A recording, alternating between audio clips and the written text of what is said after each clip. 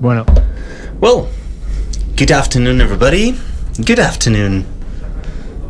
Thank you very much for coming along. I'd like to welcome you. I'm Pablo Gonzalo.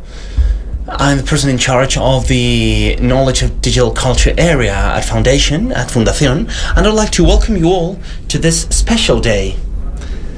As every time we open these kind of exhibitions, there's a day for celebration and learning and reflection, of course, and today I think that we'll have a lot of all these topics. I won't speak about the project because our curator Carmen Morales will introduce it in a minute, but I would like to tell you that besides Carmen's presentation, of course, we have with us Liam Young. We have the protagonist with us, and I would like to say thank you for coming along. Thanks for his work and for his generosity. The generosity during the whole time that we've been preparing the project, and during today and tomorrow, because today, well, Liam has been delivering interviews, and he has been really generous with everybody that has approached him. So that's to be really thankful. Thank you very much, Liam, for all that. I would like to say thanks to the exhibition team of the Foundation, Maria, and the full team that has worked on it, the Fundación team that has made it possible, and every colleague that has worked on it. So that's it. We are really excited for this day. The one that I have already listened to, Liam, are really in love with him. We have been abduced by him, and I'm sure that in a minute you will be abduced too. So I'd like to give the floor to Carmen for her to introduce the project. Thank you.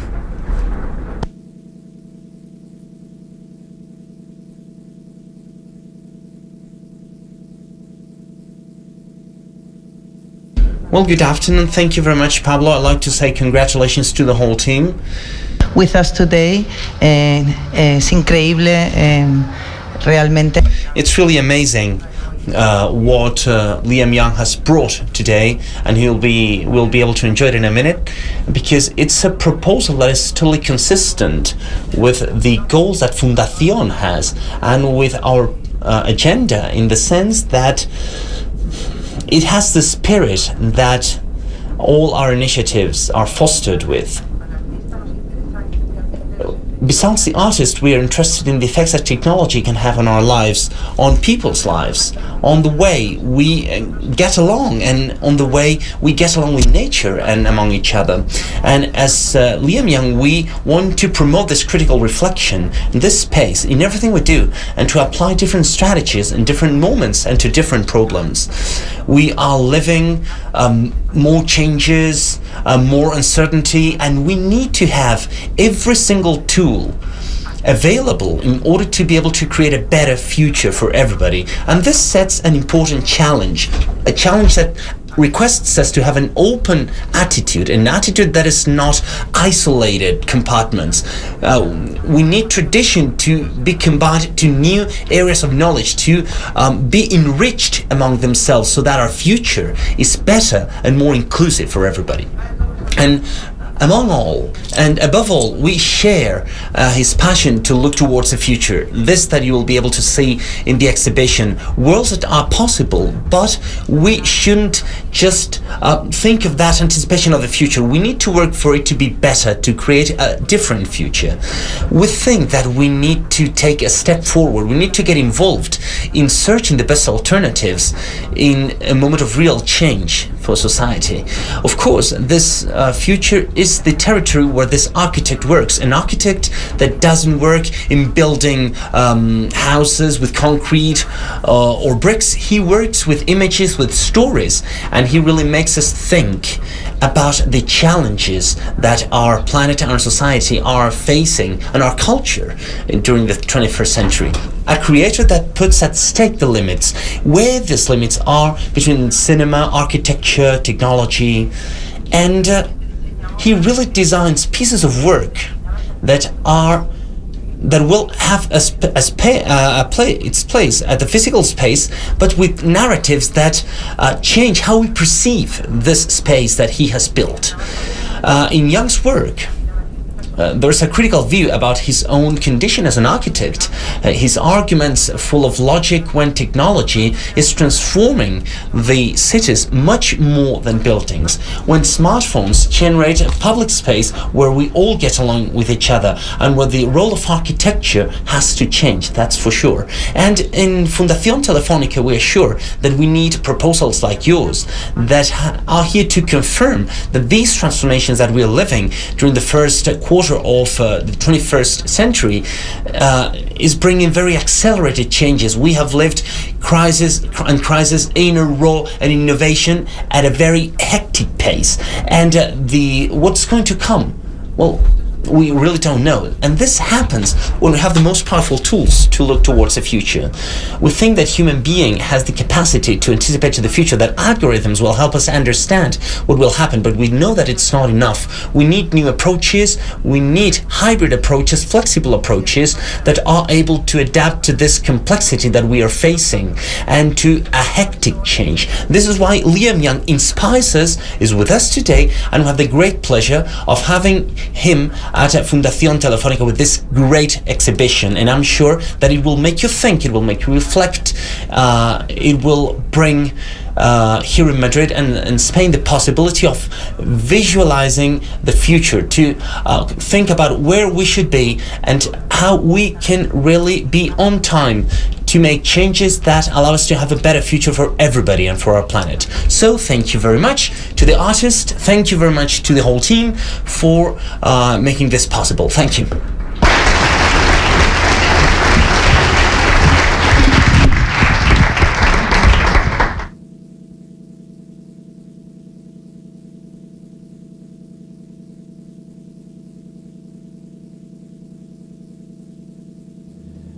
Thanks so much. Is this on? Is this working? Yeah, cool. Thanks so much for the invitation to put on this exhibition and the chance to bring a lot of these projects together, and of course the chance to do and tell two new stories that you're going to be seeing up in the gallery tonight. I really appreciate all the Telefonica team. It's been a wonderful journey and an extraordinary opportunity for me as an artist. And as it was described, I come from a background in architecture, but really what I do now is tell stories about the global, urban, and architectural implications of new technologies. I'm often described as a speculative architect, which means I don't design buildings, but instead I build imaginary worlds for my own projects or for the entertainment industry, and talk about how these technologies might change our lives. And we do so because we're interested in the ways that we can start to use fictional worlds as a site in which to explore important ideas, not just to sell tickets or for the backdrop for some kind of superhero moment. We build imaginary worlds, we tell stories because we really think that fiction is an extraordinary shared language. It's how our culture communicates and disseminates ideas. We're all literate in stories, and they're accessible and public in the ways that the traditional forms of my discipline, architectural drawings, are not.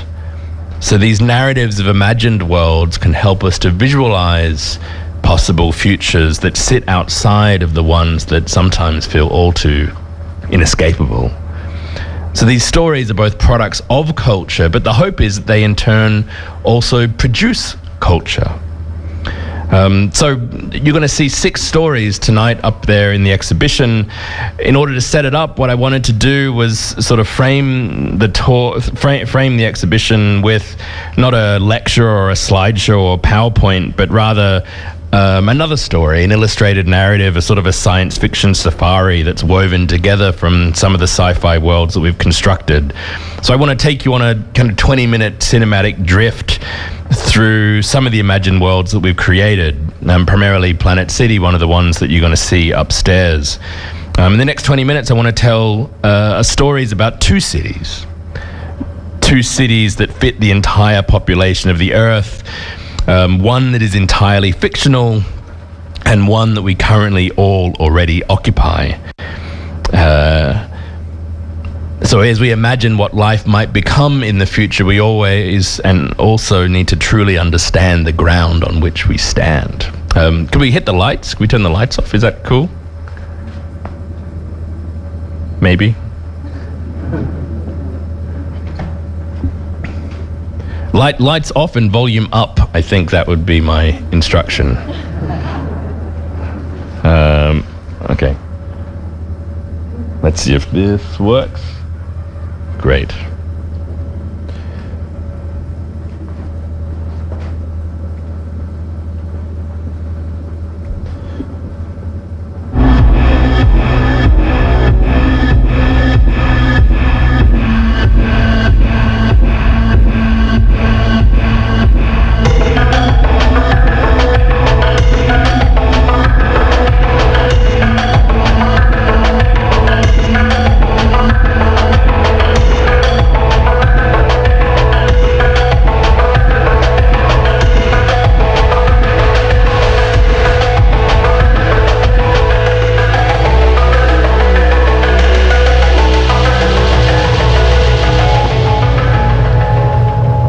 So I'm interested in the ways that in many cases all cities could be considered fictions.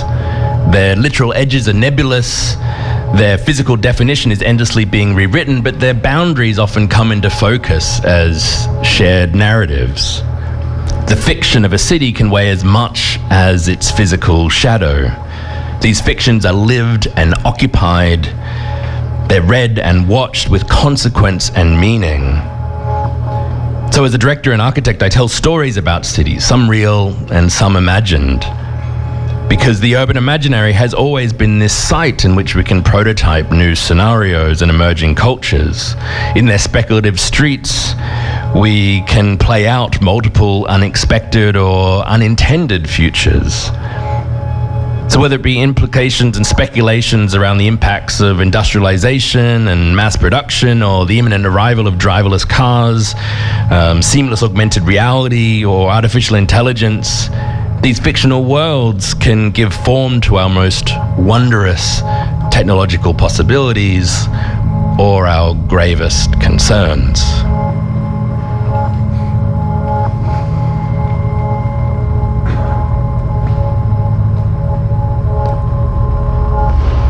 So this idea of the planet-wide city, or the ecumenopolis, has long been a narrative of science fiction cities. The term was originally conceived in 1967 by a Greek city planner to describe this hypothetical narrative concept of total planetary urbanization. And across the history of imaginary cities, amongst others, the worldwide city has taken on the form of the sprawl in William Gibson's trilogy, or a world without trees in the 1970s film Silent Running, and Trantor, a planet entirely of architecture in Isaac Asimov's Foundation trilogy that's recently been adapted into a TV series. But today, of course, the ecumenopolis is no longer a fiction. We're all already citizens of a planetary city. And following centuries of colonization and globalization and never-ending economic extraction, we have remade the world from the scale of the cell to the tectonic plate. And urban development has forever changed the composition of the atmosphere and the oceans and the earth. And this planetary-wide city wasn't master planned by a single imperial power or a cyberpunk megacorporation, but rather it was slowly stitched together from stolen lands by planetary logistics, where landscapes have become resource fields, countries have become factory floors, the countryside has become industrialized agriculture, and oceans have become conveyor belts.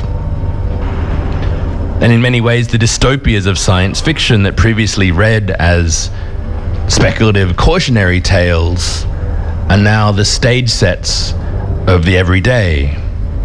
And we live out our lives in a disaster film, playing in real time.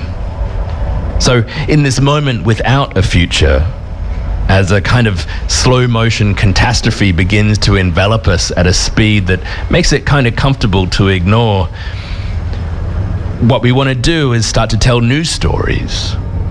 And today tell a story about another kind of planet city, a counter narrative, a concentrated city for the entire population of the Earth, a sort of anti-city to the sprawl that we all inhabit. In many ways, this is a story of these two cities the size of the planet, slipping between fiction and documentary. It'll be a sci-fi safari through these two worlds, the one that is already here and this other that's entirely imaginary and will never exist. Can we turn up the volume?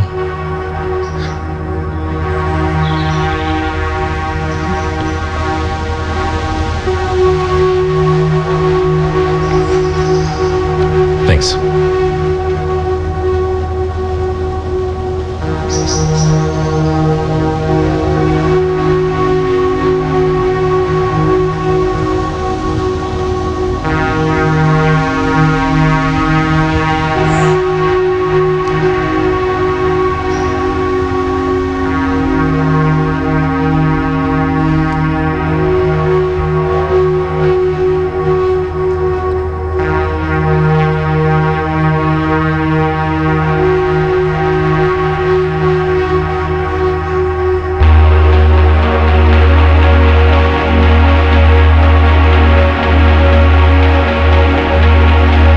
So I invite you all to stand alongside me on the canals of Planet City, a single city for 10 billion people, the projected global population of the world in 2050.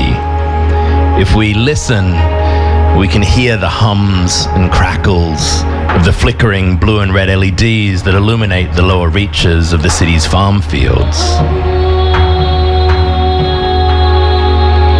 And it smells of soil and hard drives and sweet fruit. It's a purple sunrise over this new kind of wild.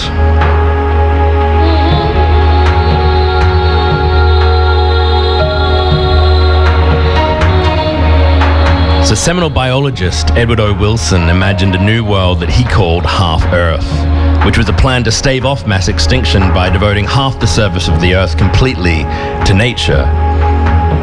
And for Wilson, the magnitude of the problems that face us today are far too large to be tackled with small gestures. And any solution must kind of deal with this scale and urgency. And of course, the byproduct of Wilson's global park is the massive consolidation of our existing world and cities and lifestyles that would be required in order to withdraw to the remaining 50% of Earth. Would we be willing to make such an extraordinary change? What would our lives in this new world order look like? And in many ways, this is where the speculation of Planet City begins. What if we were to design and visualize this radical reversal of our planetary sprawl? Such extraordinary crises require the most radical and bold responses. How far could we push Wilson's proposal to save the Earth? Because in its most provocative form, at the density of the current cities that exist on the planet, then Planet City could occupy as little as 0.02% Earth. Could we imagine coming to a global consensus to retreat from our vast network of cities into this one hyperdense metropolis? We listen to the story of a young climate activist, one of its first citizens.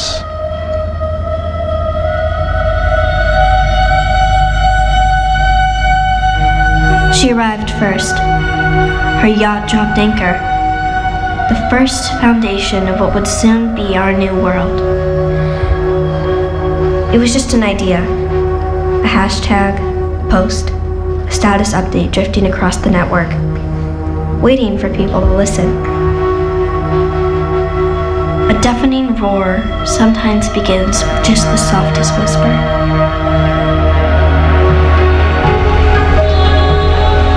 But of course, beyond this fiction, Today's planetary-scaled city is already an extraordinary constellation of products, goods, and technologies. From the smallest and most inconsequential of objects to the most intricate and complex, these material things that we all own and possess set in motion a vast, planetary-scaled network and infrastructure. Even in a world of bytes and bitcoins, of metaverses, cyberspace and clouds, 90% of the world's cargo still travels by sea. It's not beamed or teleported or conjured into existence along strings of fiber optics, but rather it's dragged across the planet in these heaving steel megaships. Gizzards full with glistening gadgets and gizmos, refined geologies, wrenched from the earth and scattered to the sea. The global shipping fleet connects these massive mining excavations scattered on the edge of the world to the sites where our planetary city begins and ends its life. But in our imaginary planet city, the world shipping fleet that used to scatter this matter ripped across the earth has now been repurposed and has been reversed to bring all that material back together again in the seams of planetary culture and architecture, performed through the geological strata of this new city. People packed up their homes, their precious possessions, the raw fabric of their lives. They mined our old cities rather than virgin ground. They were recombining our resources in a new constellation that would be more efficient, more compact, more home. And one by one we would arrive into this new planet city through this global citizen consensus. Planet City would evolve through a voluntary and multi-generational retreat from the world that we once knew.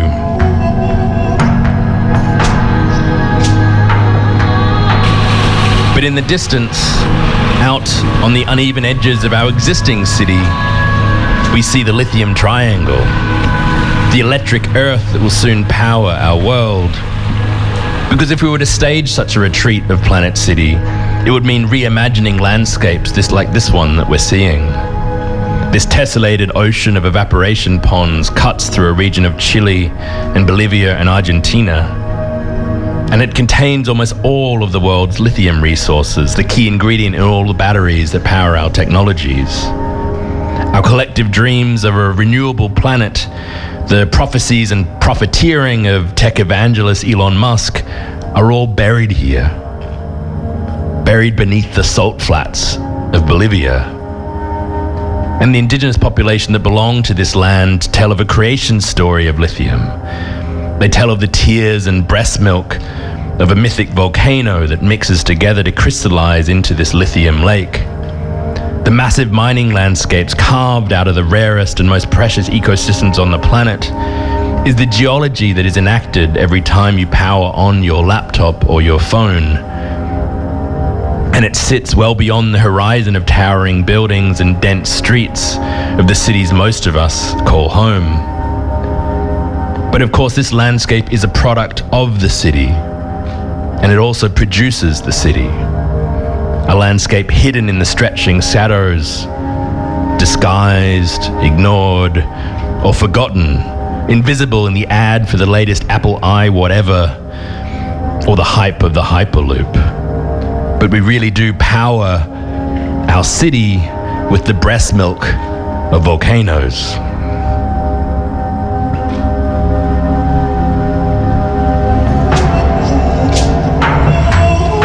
But in our imaginary planet city, the bright white of the lithium salt flats fades into pink, the beta keratin of the city's algae canals.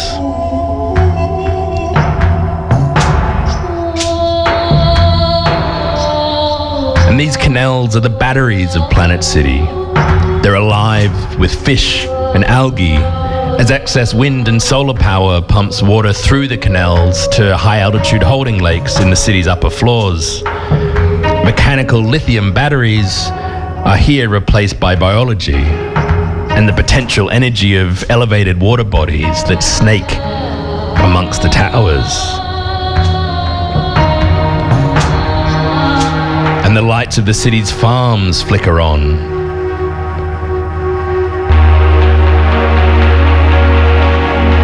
Because in this possible future, we are not precious about where we get our light. A synthetic sun casts purple shadows, yet still warms the skin and helps fertilize the soil. The blue and red spectrum of light is the most efficient for plant growth. So these stacked farms funnel in the city's carbon. In many ways, it's a sequestration machine, scrubbing the air and then producing as a byproduct all of the food for the city. But beyond the planet city walls, in our other existing city, deep in the snowy Siberian mountains, the cucumbers of the double-glazed indoor farms know no seasonal boundaries. 600-watt sodium bulbs run across the ceiling in measured rows of artificial suns, and workers dressed in white gowns and plastic booties, more at home in a clean laboratory than a field, watch on through the glass. They occupy narrow corridors that run in between the human exclusion zones. They're restricted to work in specific rooms so as not to spread microorganisms. The simulated sky turns off at 8 a.m. and back on at 2 p.m. as an automated and accelerated day is programmed to induce faster growth. Our existing planet city turns day into night, populating our stores with goods across a single planetary season. But in our own fictions, in some of the stories you see upstairs, these technologies of automation and industry, once designed to optimize these landscapes, are instead now operating at urban scales in what we call the smart city. And today, each of us are endlessly scanned by countless sensors, lasers, and cameras that feed the city operating system. This, for example, is how autonomous vehicles scan the city as these kind of 3D point clouds, or how gait recognition algorithms try and identify our bodies. Across a single night, in our film Where the City Can't See, we watch a group of teenagers drift through the imaginary planet city in a driverless taxi. And they're part of an underground rave community, and they dance with explosive contortions as they invent a new choreography that distorts the silhouette of their bodies and disguises the proportions of their frame so as to evade these body detection algorithms. It's a new vocabulary of movement that's exuberant in plain sight, but through the eyes of the machine, two bodies become one, entangled with fractured limbs, fuzzy frames, and lost connections.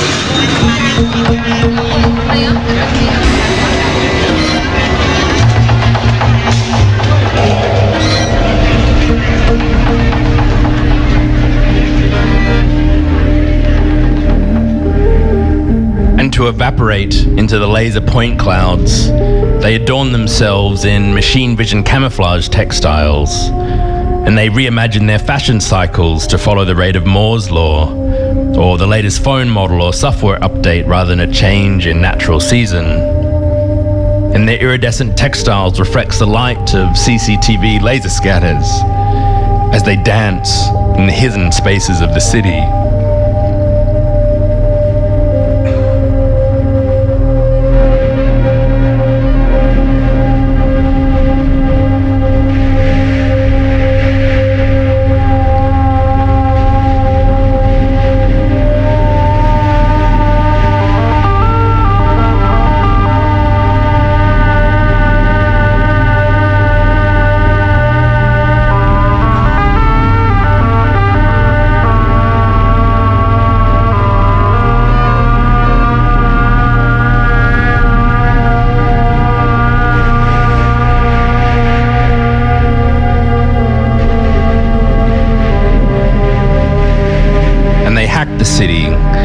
creating these exuberant glitches and distortions and disturbances in the data set, always searching for the wilds beyond the machine.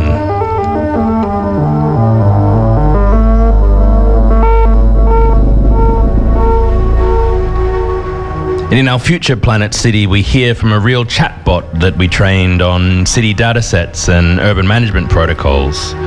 This AI that we created is reading a love letter it wrote, a message from the Seoul City operating system to the citizens it affectionately manages.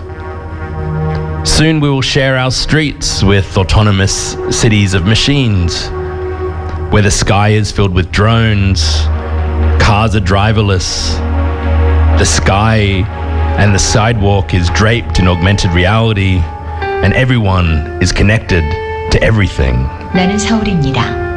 만나서 반가워요.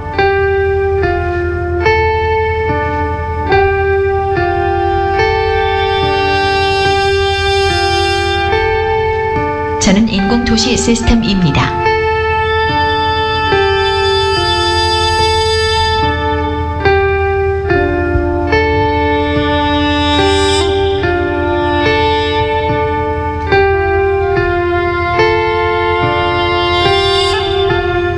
저는 매 순간 확장합니다.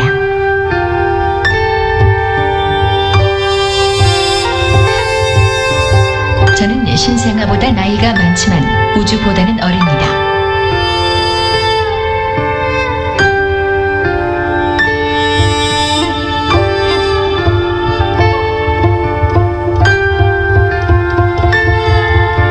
네온사인 달빛 아래에 비친 당신의 헤어스타일이 아름답습니다. 그 피부의 주근깨 같은 신호등은 당신을 향해 윙크합니다. 당신은 나이 들고 밥을 먹고 눈을 깜빡이고 숨을 쉬기도 합니다.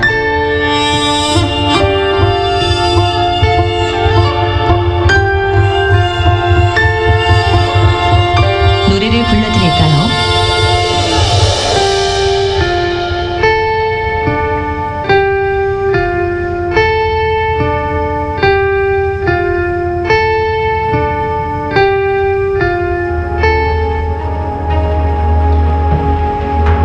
And then beyond the new coast of city walls of Planet City, we begin to see the forests that are returning, and we get a glimpse of the ground that is rewilding, where we start to make space for non-human species, and we support the ecologies and systems that we once thought were beneath us.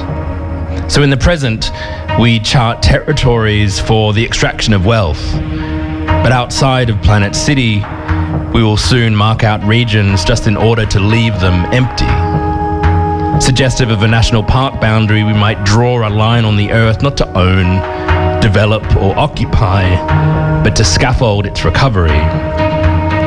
And we might keep to the edges, watching on from afar, because the beginnings of Planet City is the end of human-centered design.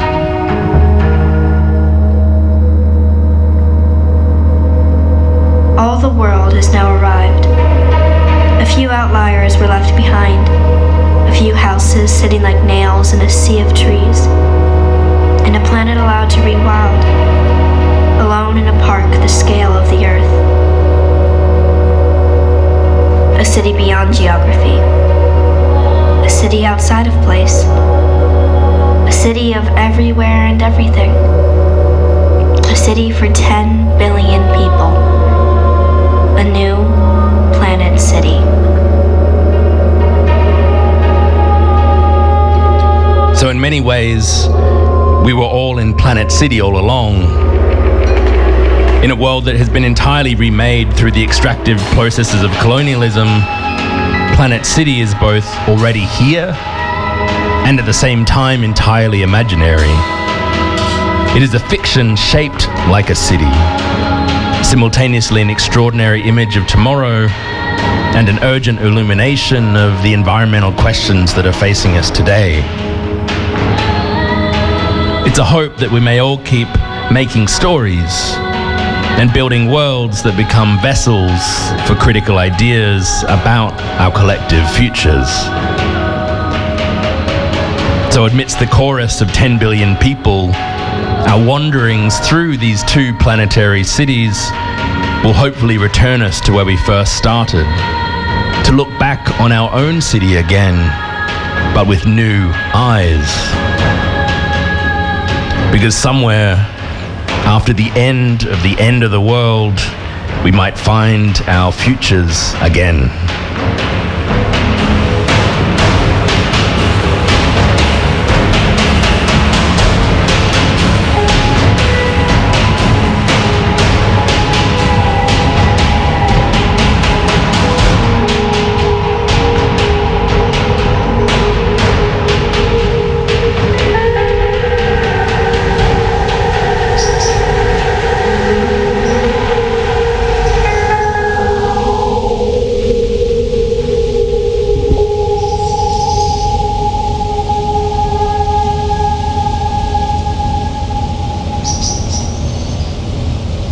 Thank you. Thanks.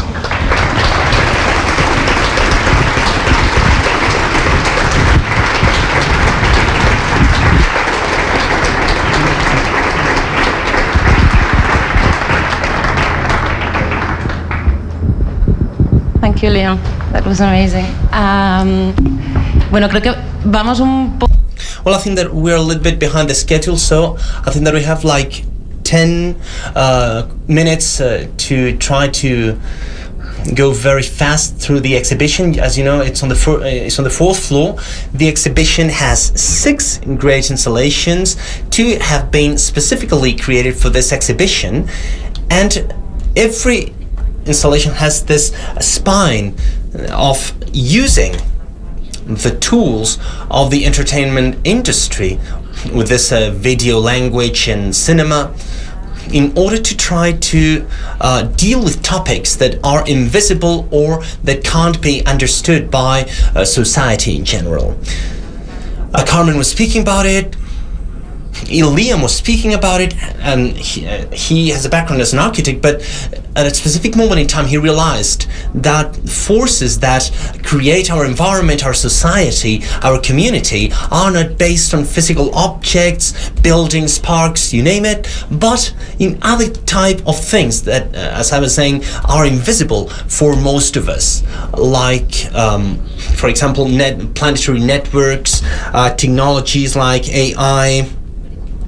As you will see how these 6 installations tackle these issues when trying to generate critical thinking or relaxed reflection. And I'm totally blind, sorry. If you can dim the lights a little bit, thank you. As I was saying, and this intention of creating this debate and discussion and more informed decisions about what we want our future to be as society. So, well, if you want... Really, really late, so I'm afraid we'll have to do it in 10-15 minutes. But maybe we could have a picture of each of the installations and give the audience some hints about it. It's a pity you can... I mean, he'll be around if you're still alive after... We can do a grand tour through the 6 stories if people come upstairs. Yeah, I mean, maybe we're too many people to do that, but he'll be around, so if you have any questions, he's the artist. So, si me podéis poner la...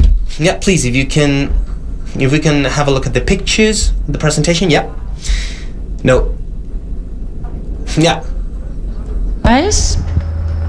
Yeah, in the Roblox Slides is a story about drone technologies. It was basically created at a point where drones were evolving from being militarized objects to consumer objects. We started to make this work because we started to see that you could walk into a toy store and now buy a 4K resolution camera drone for under $200 and learn how to fly it like a professional in half an hour. And that seemed like an interesting moment to start to talk about the cultural implications of drone technologies.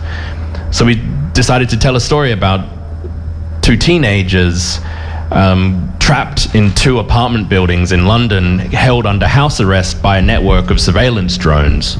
At the time, the London police was starting to use drones to surveil its citizens.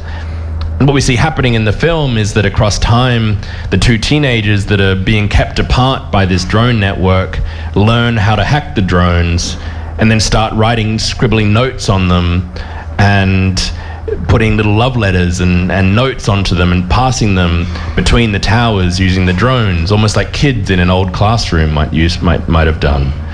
So what we see is that the infrastructure of drone technology that's designed to surveil people and keep these 2 teenagers apart have been co-opted and hacked and repurposed as the cultural objects that might help them to fall in love. It's a film entirely shot using drones. The drones that you see on the screen and that you'll see upstairs are the props of the film. They really fly. They're also the cameramen, the camera people of the film, or the camera objects of the film. And really my role as a director was just to sort of edit the film afterwards as the drones were programmed with cinematic behaviors like close-up, wide shot, and programmed with the images of what the actors look like, and was just tracing them through the 2 towers. So here, I think there's an idea that it's common to some of your works. This is the idea of reflecting on technology, but also experimenting with technology in your narratives, in your works. You can see this in this work, recording and shooting with drones, but also in others. Maybe you can explain us a little bit. And then there's this idea of the 2 sides of the same coin with technology. You know, you say technology is equal parts wonder and fear, partly because we are so. And I think here drones are the same, no? Like the young people are using them in a positive way, but also they can be used otherwise. So. Yeah, in all our films, you'll see we're interested in the subcultural implications of new technologies, because that's where interesting things happen when a system moves out of the imagined and intended uses and becomes co-opted and misused in different ways. So yes, drone technologies are extraordinary. And they can be used to do wondrous things and deliver vaccines to remote villages, or deliver us a power drill really quickly if we order it on Amazon. But they also can bomb the hell out of someone anonymously in a village in Pakistan, or they can be used to spy in the window of a teenager girl's bedroom. So, you know, no technology is inherently good or evil. They're just extensions and exaggerations of ourselves. So we try and talk about the cultures around technology, because in many ways you can't separate those. Right. So next, new cities. Yeah, so New City is a series of animated skylines of imaginary cities. And we wanted to include this work because it's a good example of our process. Although all the narratives that we're talking about are kind of science fiction stories, they're futures, but they all begin with a deep engagement and research in the present day. So New City is a collection of imaginary cities that are built from the literal photographs and films that we collected on our travels around the world, researching what we talk about as the weak signals of possible futures. And that's really our process, is that we look for emerging trends and we look around the world to where those trends are playing out in the most interesting way. We travel there, we meet people, we talk to people who have devoted their lives to understanding those contexts. We make film and photograph. And then in my studio, we come back and we stitch them together into these digital worlds. And it's really a process of exaggeration and extrapolation. Really, our practice is just taking something that's kind of interesting today and sort of turning up the volume to 11. It's this great science fiction idea of like taking the world as it is, but just changing one thing. And then seeing how the world is different, because all of a sudden drones are as ubiquitous as pigeons, or in this case we create entire cities of data centers totally separate from human life. This is Edgelands, one of the city skylines you'll see in New City, which is based on our research into data centers as the new cultural forms of our age. Mm-hmm. I think it's something very remarkable for the audience to know when you see the installations that it's fictions, but they are grounded in real data. No, actually, you talk about dramatizing data, which I think like a proper translation probably in Spanish would be like dar vida a los datos, no? Rather than visualizing more data and graphics and charts, engaging emotionally with what technology could imply, no? Yeah, I mean, a lot of artists work through the mechanisms of data visualization. You've had artists, showing here that do that, and what that really is about is taking really complex data sets and identifying patterns and visualizing those patterns so that an audience can understand them. But we think that's not enough, that really what you need to do is imbue those data sets with emotion so that we can start to feel what it means and what their consequences are. And Planet City is really about doing that in the context of climate change. We've all seen the graph, the red line of global temperature rising, yet we still, drive our SUVs, we still turn up the heating even though we could put on a sweater. But when you start to involve people in the realities of what that data means, when you start to draw them into narratives, so that we feel its consequences, we laugh and we cry, then all of a sudden that data takes on a new meaning and it's much more difficult to ignore. Where the city can't see. So this is where the city can't see. I think I showed a little bit about this in the talk that I just gave. If In the Robot Skies is exploring drone technologies, Where the City Can't See is trying to explore autonomous vehicles, driverless cars, and smart city surveillance systems. So it's the first narrative film shot entirely using LiDAR scanners, these laser scanners, which are the systems through which driverless cars see and understand the world. They shoot out a laser at 1 million times a second. That laser reflects off a surface and bounces back, creating this point. And you see, what we call point clouds becomes the form through which these autonomous technologies understand space and navigate the world. So we wanted to tell a story seen through the lens of these systems. Rather than following a particular hero or character, this film is told through the lens of a driverless taxi, drifting through an imaginary city at night. And it's watching a group of young teenagers who are going to a rave party, an underground dance party. What we see is that in a city that sees everything, in a city of ubiquitous surveillance that maps the world with millimeter precision, we see a group of young people just trying to party, just trying to have a drink, dance, listen to music, do whatever it is that young people do in the context of a city that is constantly watching. And what we see is this emergence against the context of smart city surveillance. We see the emergence of new technologies of camouflage. So in the exhibition, there's a series of costumes that are designed with iridescent yarns and reflective silks that are designed to scatter these laser scanners so that the body wearing these textiles is rendered as a glitch or a distortion. So when you see the body in the film and it's shimmering and scattering is based on these textiles. And then we worked with the choreographer and we thought about how the body moves. And what people are doing in the context now where we're all wearing masks and facial detection algorithms are failing is we're using gait detection algorithms that are mapping the proportions of our body and the way that we move, because that's almost as identifiable as a fingerprint. So what we've created is a series of new dance movements that contort the silhouette and proportions of the body, so as we can disappear through those algorithms as well. So that dance film that I showed clips of, that's also upstairs, is a representation of how the body is being disguised and becoming invisible to these other sets of algorithms. So what we see is this new cultures emerging where we're no longer basing our fashion, our clothes, our dance moves based around particular cultural phenomena, or in fashion terms, the change in natural season, but rather we're basing our aesthetic languages on the development of algorithms in some kind of arms race.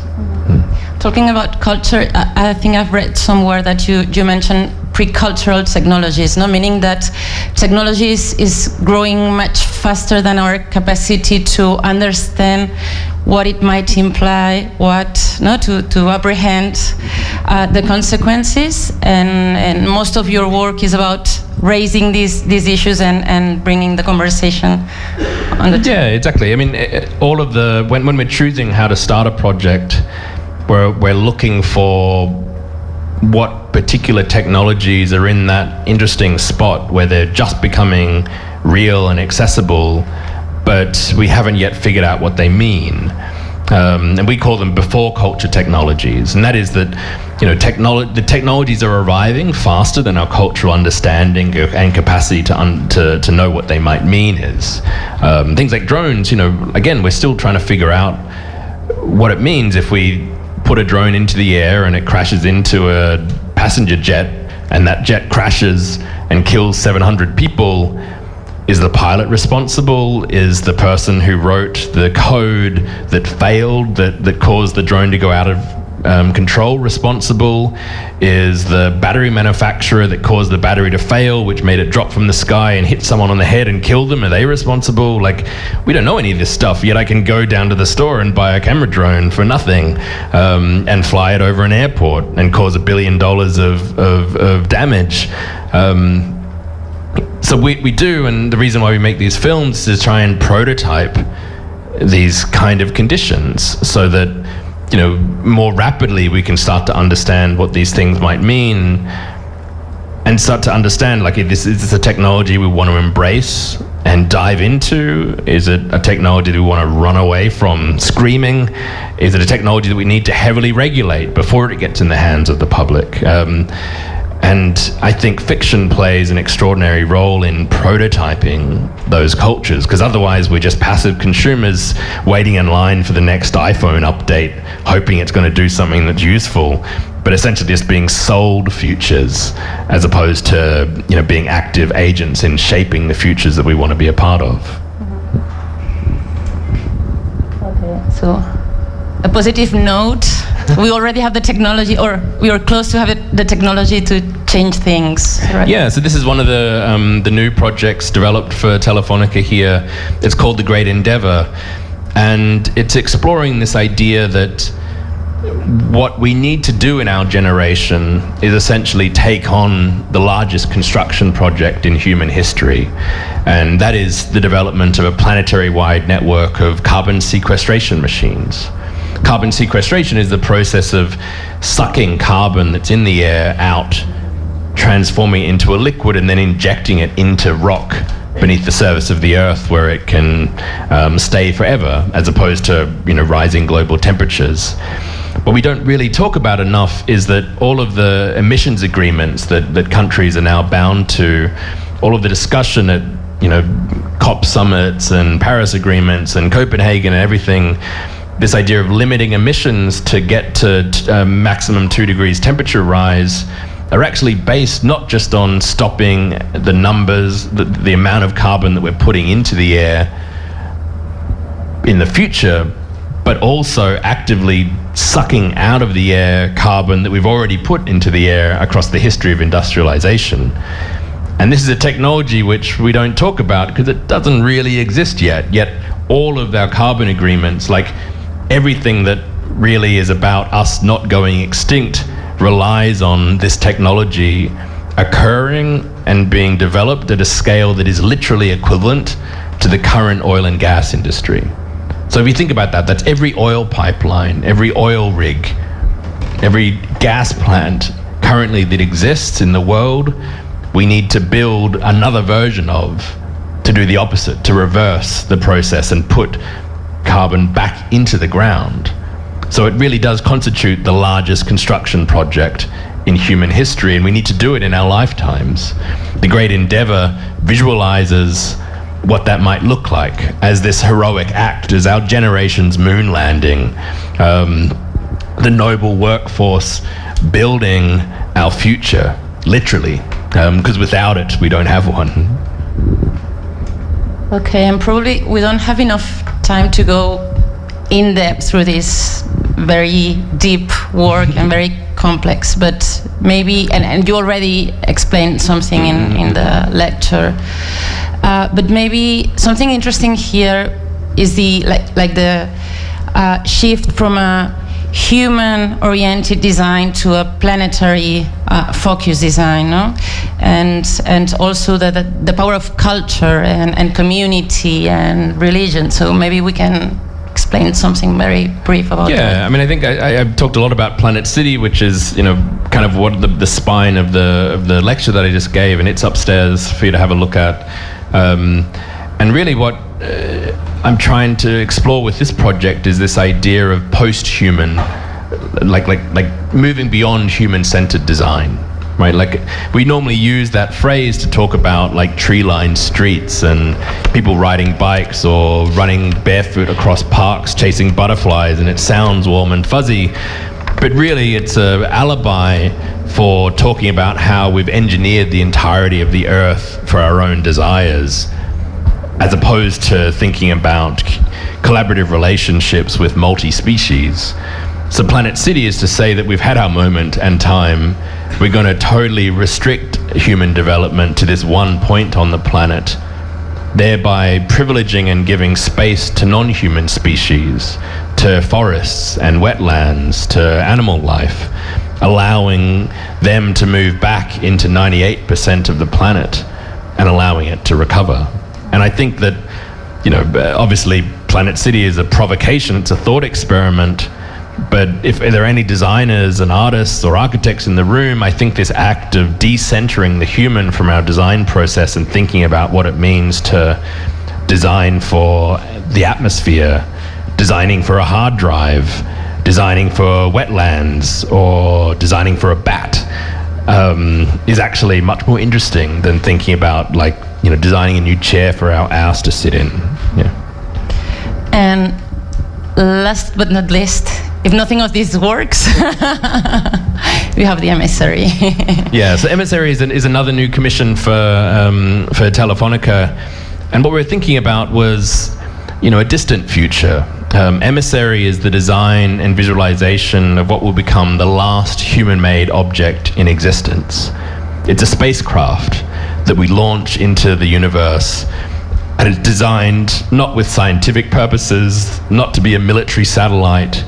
It's designed to be a memorial or a monument to our own culture and existence.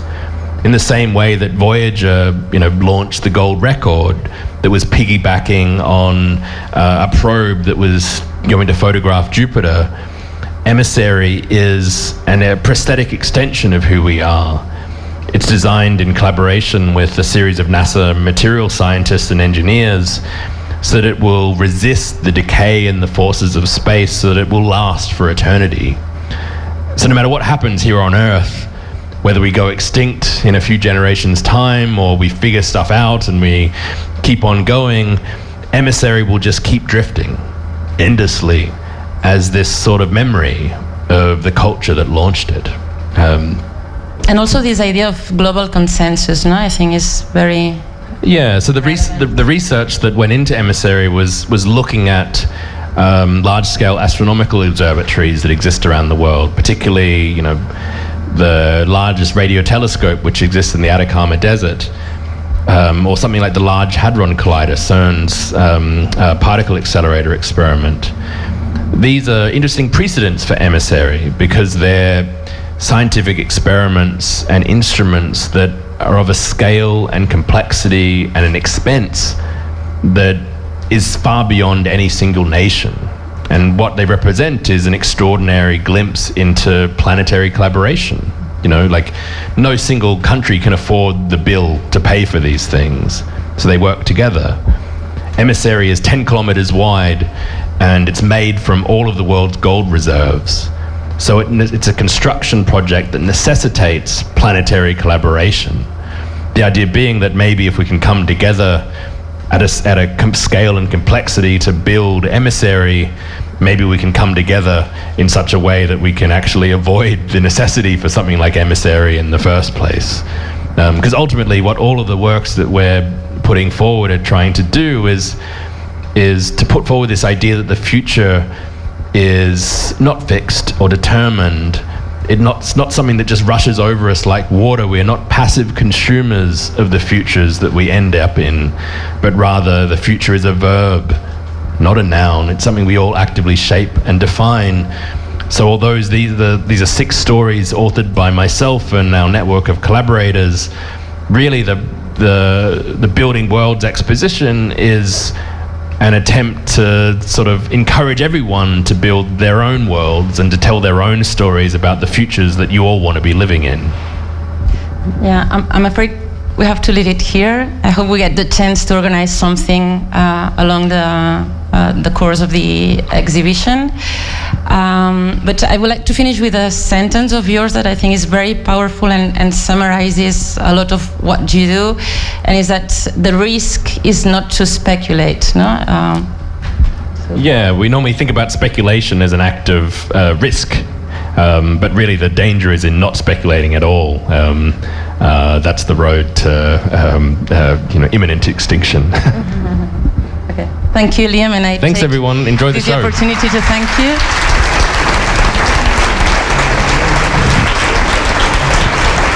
Bueno, pues muchísimas. So thank you very much. The exhibition is until November, so you have plenty of time to come back. I think that it's great. I think that you need reflection and well, thanks to the team, as Pablo and Carmen have said, and thanks to Alejandro and Marta, and they have been key for what you're going to see. And that's it. That's it. Thank you very much. You can go to see the exhibition. Thank you. 4th floor, and for the ones that want to have a toast, there will be a wine here at the exit. Thank you very much. Thank you very much.